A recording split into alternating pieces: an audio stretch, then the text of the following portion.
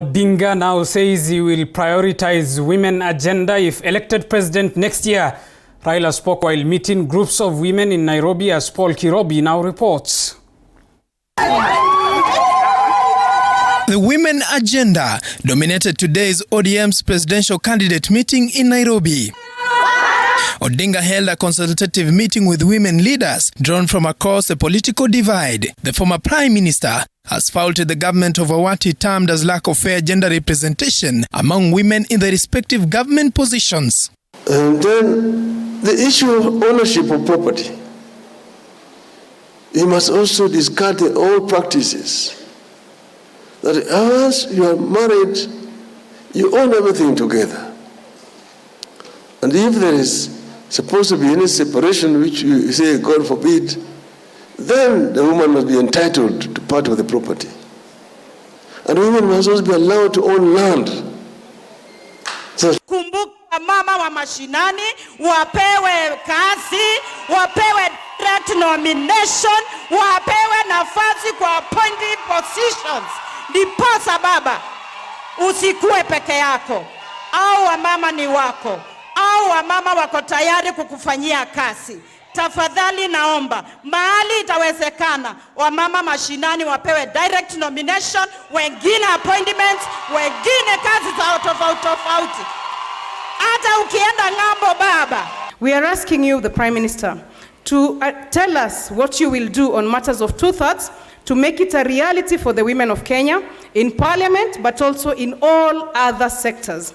That the two-thirds gender rule really makes impact as it was required.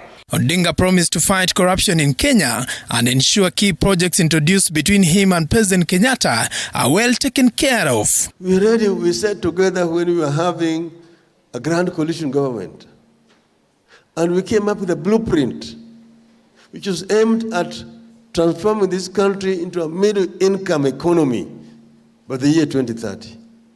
We call it Vision 2030.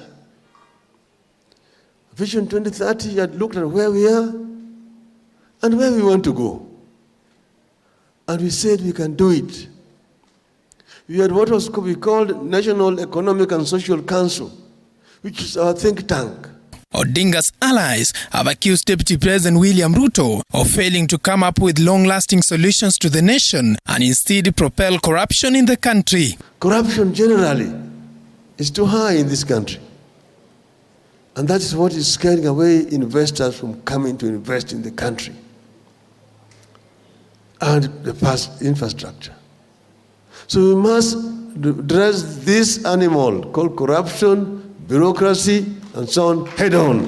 The ODM boss is keen on securing coastal and Mount Kenya votes to solidify his base ahead of 2022 polls. Baba irudi akaenda Northeastern, akamnominate Kadir, akapanda mlima wa Northeastern.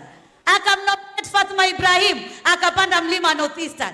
Alienda Western, akamleta Musuruve, akamleta Shikonga, akamleta Chebeni, amepanda milima huko akupanda. Let me also say this, that there is nothing the mountain, now let me say it this way, there is nothing that Raila Odinga needs to prove to the mountain. There is absolutely nothing you need to prove. We will agree as the mountain there is noise. Odinga is working on a tour of Mount Kenya region and Western Kenya to popularize his Azimio la Umoja agenda ahead of 2022 polls. Paul Kirobi, TV 47, Nairobi.